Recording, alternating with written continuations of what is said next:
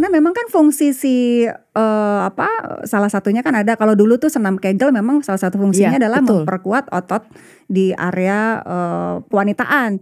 Jadi ini bisa dibantu juga sama biofeedback, begitu ya Iya, dok ya? betul. Cara kerjanya seperti apa dok?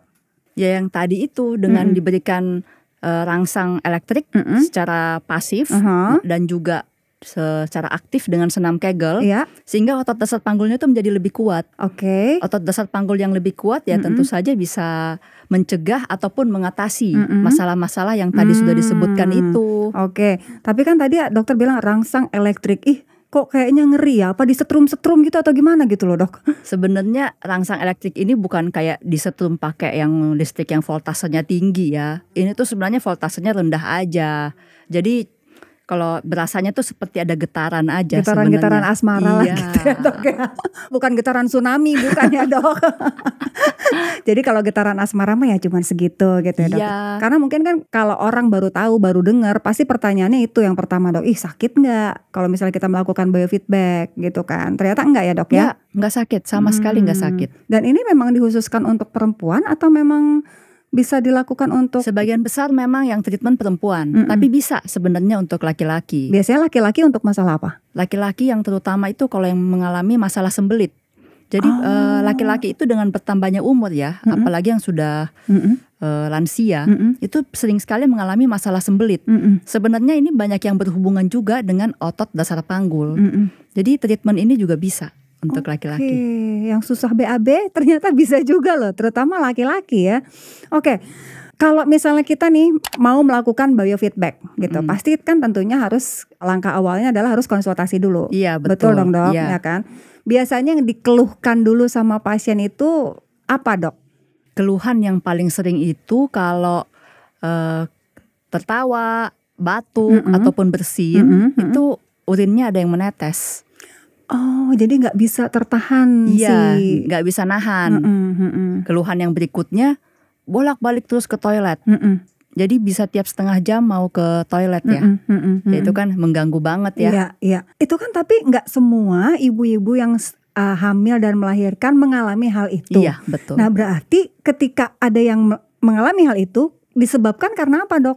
Tiap orang tuh memang punya kekuatan otot dasar panggul yang berbeda. Oke. Apalagi selain dia hamil, pernah melahirkan, kalau sering batuk itu juga berpengaruh. Sering angkat-angkat berat atau sering sembelit ya, jadi sering ngeden-ngeden. Oke. Itu juga ternyata pengaruh. Selain usia dan juga berat badan.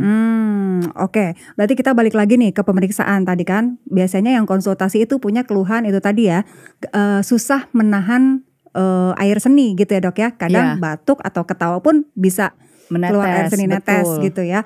Nah kemudian dia kan akan konsultasi nih sama dokter. Kenapa ya dok? Bla akhirnya dilakukan pemeriksaan gitu kan. Nah setelah itu dilakukan pemeriksaan, akhirnya dokter melakukan terapi biofeedback ini apa yang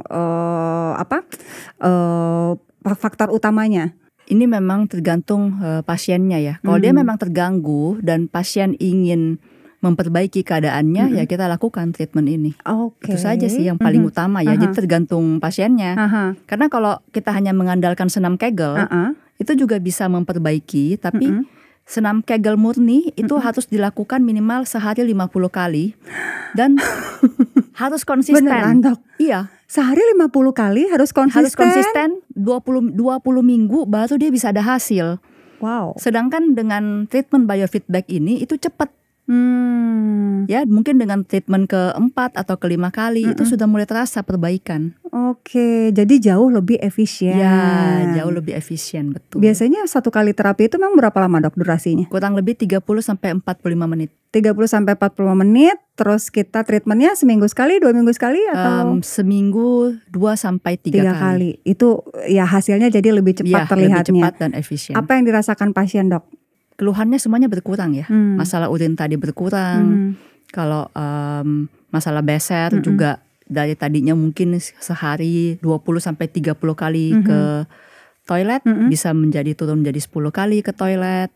Tapi kan ini bentuknya terapi ya dok ya. Ya. Perlu didampingi obat-obatan gak sih dok yang seperti itu? Ada yang perlu, ada yang enggak. Tergantung kasusnya. Iya, tergantung kasus, tergantung keadaan.